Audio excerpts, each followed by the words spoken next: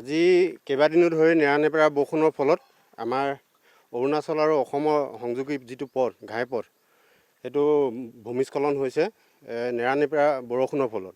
আৰু হয়তো কেইদিনমানৰ পিছত সংযোগ বিচ্ছিন্ন হ'ব পাৰে আৰু আমাৰ অসম আৰু অৰুণাচলৰ যথেষ্ট খহিছে। নেৰানেপেৰা বৰষুণৰ ফলতেই হৈছে। যাতায়াতৰ কাৰণে কিবা ব্যৱস্থা কৰিছে নেকি?